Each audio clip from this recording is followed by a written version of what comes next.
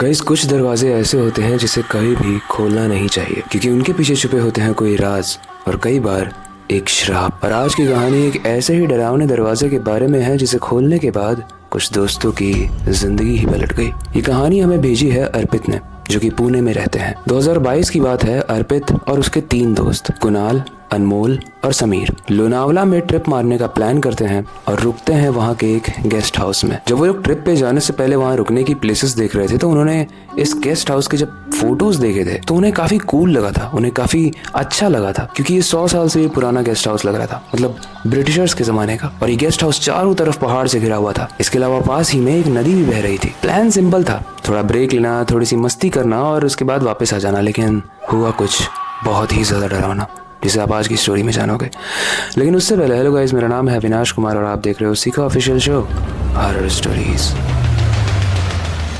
ये चारों दोस्त एक टैक्सी में बैठ के लोनावला में पहुंचते हैं। जब ये लोनावला में पहुंचे तो अक्सर वहां पर बारिश बहुत होती रहती है और उस दिन भी मौसम काफी खराब ही था और वहां जो धुंध भी दिख रही थी उसकी परत काफी मोटी प्रतीत हो रही थी। इसके अलावा बारिश भी बहुत तेज हो रही थी। लेकिन वो जैसे ही गेस्ट हाउस के गेट पर पहुंचते हैं वहां पर खड़ा होता है वहां का केयर टेकर और उसका नाम था रामदास काका। रामदास काका ने उन सब का ही लगेज उठाया और उन्हें अंदर बुलाया। वो उन्हें गेस्ट हाउस दिखाने लगा। लेकिन गेस्ट हाउस दिखाते दिखाते उन्होंने एक चीज बोली रामदास काका ने, जो सबको ध्यान रखनी चाहिए। उन्होंने बोला कि रात में एक पुराना लकड़ी का दरवाजा है स्टोर रूम में, उसे कभी मत खोलना क्योंकि उसके पीछे कुछ कैद है, कुछ बहुत डरावना कैद है। सबने रामदास काका का मजाक उड़ाया। उन्होंने बोला क्या काका, आप भी आज की डेट में कौन ये सब फालतू बातें करता है। अर्पित बोलता है यहाँ तो सही में हॉरर वाइब आ रही है, लगता है हमें व्लॉग रिकॉर्ड कर देना चाहिए, हम वायरल हो जाएंगे। सबको लगा ये ट्रिप बहुत नॉर्मल हो जाएगी, लेकिन वो गेस्ट हाउस नॉर्मल नहीं था। किसी तरीके से वो लोग दिन बात करके खा पी के गुजार लेते हैं और वक्त आता है रात का।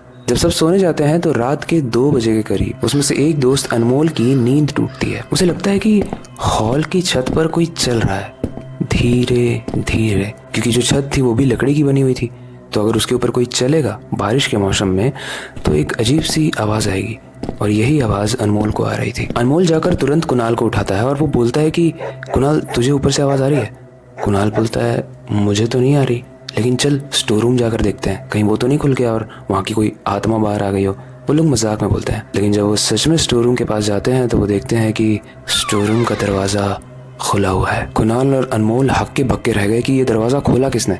अनमोल कुणाल से पूछ रहा है, कुणाल अनमोल से पूछ रहा है। वो लोग जाके बाकी लोग जो सोए हुए हैं उनसे पूछ रहे हैं, लेकिन दरवाजा उसमें से किसी ने नहीं खोला था। तभी दरवाजे के पीछे से एक बहुत ही डरावनी और धीरे से आवाज आती है, मुझे धूप चाहिए, मुझे धूप चाहिए। वो आवाज डरावनी तो थी लेकिन उस आवाज में एक दर्द भी था, एक टूटी हुई आस भी थी। वैसे इस आवाज को सुनने के बाद वो चारों ही लोग वहां से भाग के वापस अपने बेडरूम में आते हैं और किसी तरीके से वो रात गुजारते हैं। अगली सुबह वो रामदास काका के पास जाते हैं और पूछते हैं कि काका, आपने जो बताया था हमने उस चीज का मजाक उड़ाया था, लेकिन असलियत क्या है? क्या है इसकी कहानी?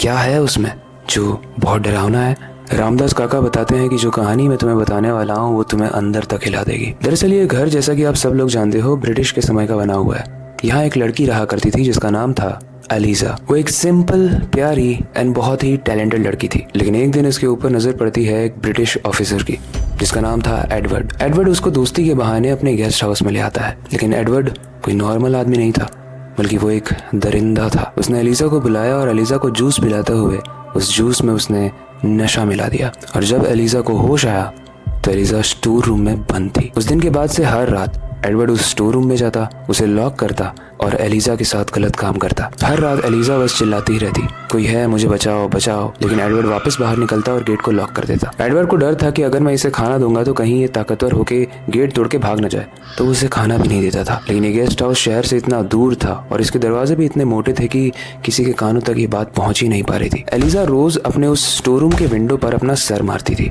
और एक दिन जब वो विंडो टूट गई तो एलिजा ने कूद कर अपनी जान दे दी। अब कहा जाता है कि एलिजा तो मर गई लेकिन उसकी आत्मा उसी स्टोर रूम में रह गई। और उस स्टोर रूम से मुझे धूप चाहिए वाली आवाज इसीलिए आती है क्योंकि कई बार वो ऐसा बोला भी करती थी कि मुझे यहाँ बहुत घुटन हो रही है, मुझे खाना दो, मुझे धूप दो।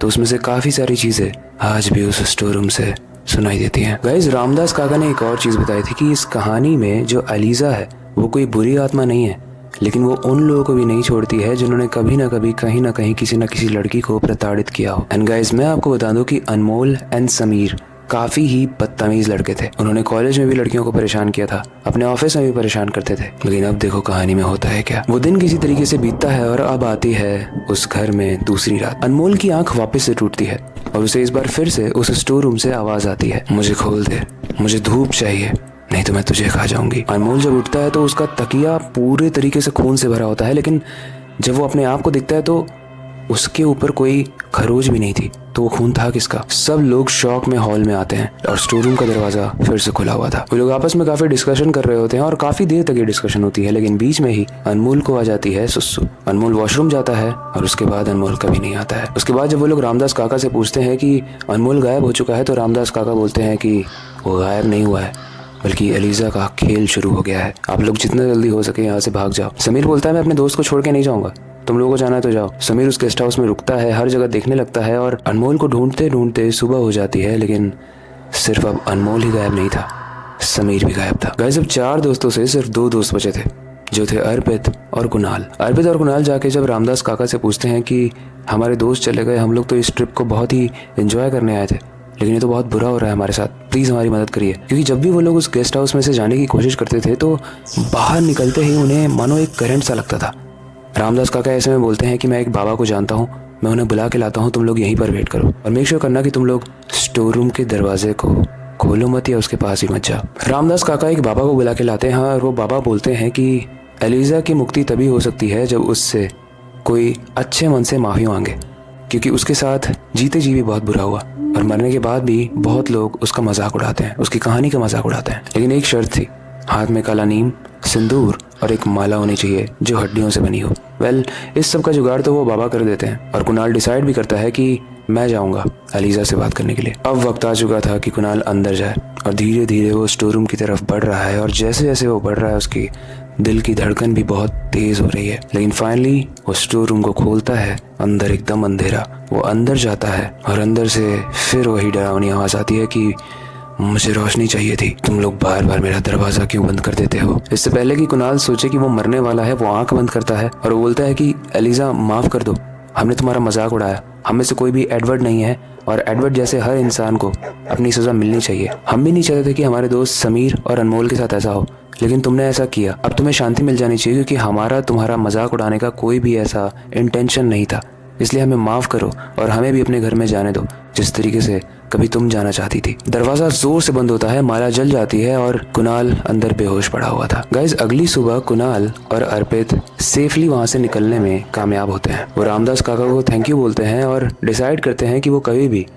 लोनावला के इस गेस्ट हाउस में नहीं आएंगे। रामदास काका उस गेस्ट हाउस के ओनर से बात करके उस गेस्ट हाउस को अब परमानेंटली बंद कर देते हैं। लेकिन माना जाता है कि आज भी एलिजा वहीं पे रहती है, वो इंतजार करती है किसी दरिंदे के आने का और जब वो ऐसा कोई दरिंदा आ जाता है तो उसे मार देती है, खा जाती है और ऐसा माना जाता है कि सबसे पहले वो इंसान का सर खाती है। वेल आई होप आपको आज की स्टोरी काफी इंटरेस्टिंग एंड डरावनी लगी होगी। लेकिन मैं ये जानने में बहुत इंटरेस्टेड हूँ कि अगर आप किसी ऐसी गेस्ट हाउस में चले जाओ, आप अपने दोस्तों के साथ किसी ट्रिप पर जा रहे हो और ऐसा कोई गेस्ट हाउस मिल जाए जिसमें एक ऐसा ही डरावना स्टोर रूम हो, तो क्या आप उस स्टोर रूम को खोलोगे? यस और नो में अपने ओपिनियन को हमें जरूर बताना। बाकी वक्त आ चुका है हमेशा की तरह इस स्टोरी को एंड करने का और नई स्टोरी की शुरुआत करने का। लेकिन जाने से पहले मैं हमेशा की तरह एक ही चीज़ कहना चाहूँगा, अपनी क्यूरियोसिटी को डाय मत होने देना, नई चीज़ें सीखते रहना, अपने बेड के नीचे और खिड़की के बाहर ज़रूर देख लेना। मिलते हैं अगली वीडियो में।